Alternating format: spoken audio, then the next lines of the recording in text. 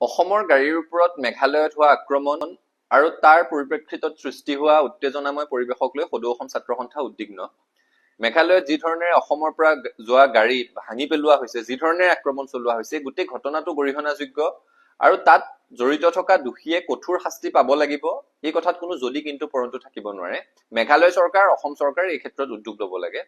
সদৌ অসম ছাত্ৰ সন্থা টুৰিষ্ট ট্ৰেন্সপৰ্ট এছ'চিয়েশ্যনৰ সৈতে আমি যোগাযোগত আছো। তেওঁলোকেও আমাক অৱগত কৰিছে যে এই ধৰণৰ ঘটনাই কি ধৰণেৰে পৰ্যটন উদ্যোগটোৰ ব্যাপক ক্ষতি কৰে। আমি কিছুদিনৰ আগত অৰুণাচল প্ৰদেশত দেখিলো সীমা বিবাদক লৈ 11জনকৈ অসমীয়া মানুহক গুলীওৱা হৈছে। কালি মেঘালয়ত দেখিলো তেওঁলোকৰ কিবা নিজৰ আন্দোলন চলি আছে আৰু তাৰ পৰিণতিত অসমৰ পৰা যোৱা গাড়ী ভাঙি চুৰমাৰ কৰা হৈছে। চুবুৰীয়া ৰাজ্যসমূহৰ অসমৰ প্ৰতি, অসমৰ মানুহৰ প্ৰতি হঠাৎ বৃদ্ধি পোৱা এই আক্ৰোশক লৈ আমি ছাত্ৰ সন্থা উদ্বিগ্ন। অসম চৰকাৰে গোটেই বিষয়টো গুৰুত্ব সহকাৰে ল'ব লাগে। অসম চৰকাৰ, মেঘালয় চৰকাৰ, দুয়োখন চৰকাৰৰ মাজত আলোচনা হ'ব লাগে।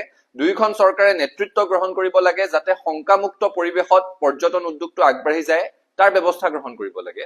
এনেকুৱা ঘটনা দুবছৰমান আগতেও আমি দেখিছো যেতিয়া অসমৰ পৰা যোৱা গাড়ীসমূহ ভাঙি পেলোৱা হয়। অসমৰ মানুহে আমি সংঘাত নিবিচাৰো, কিন্তু সকলো ক্ৰিয়াৰে এটা প্ৰতিক্ৰিয়া থাকিবই, সেইটো স্বাভাৱিক। আৰু এই ক্ষতিটো অসমৰ যিমান হয় তাতকে বেছি মেঘালয়ৰ হয়। কাৰণ পৰ্যটন উদ্যোগটোক কেন্দ্ৰ কৰি, বাহিৰৰ পৰা যোৱা পৰ্যটকসকলক কেন্দ্ৰ কৰিয়ে মেঘালয়ৰ অধিকাংশ লোকৰ জীৱন জীৱিকা চলি আছে।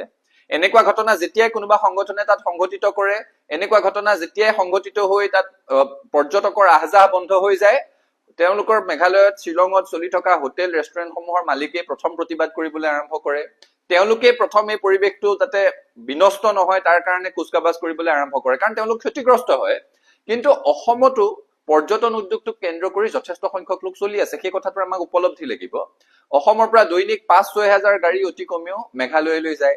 সেই গাড়ীসমূহৰ ড্ৰাইভাৰসকল, গাড়ী চোৱা চিতা কৰা মানুহ, গাড়ীৰ মালিক পক্ষকে ধৰি এটা বৃহৎ পৰিয়াল পৰ্যটন উদ্যোগটোৰ লগত জড়িত হৈ আছে। আৰু এই ধৰণেৰে অসম মেঘালয়ৰ মাজত সংঘাত হৈ আছে বুলি যদি বা বাতৰি প্ৰচাৰ হয়, তেতিয়া দেশ বিদেশৰ পৰাও পৰ্যটক উত্তৰ পূৰ্বাঞ্চললৈ আহিবলৈ, অসমলৈ বা মেঘালয়লৈ আহিবৰ কাৰণে শংকাবোধ কৰে।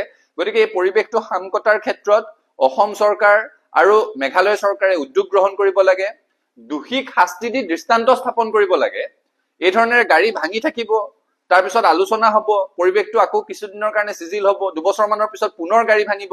এই প্ৰক্ৰিয়াটোৱে চলি থাকিব নোৱাৰে।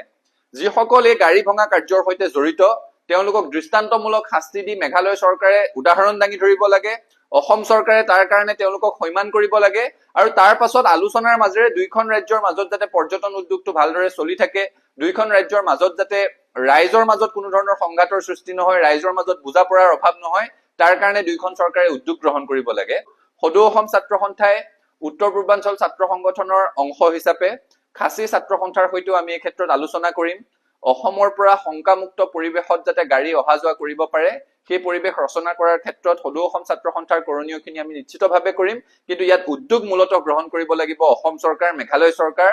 অসমৰ প্ৰতি মেঘালয়, অৰুণাচলকে ধৰি চুবুৰীয়া ৰাজ্যৰ এই ধৰণে আক্ৰোশ বৃদ্ধি পোৱাটো কোনো কাৰণত ইতিবাচক কথা হ'ব নোৱাৰে। অসম চৰকাৰে কথাটো গুৰুত্ব সহকাৰে লওক।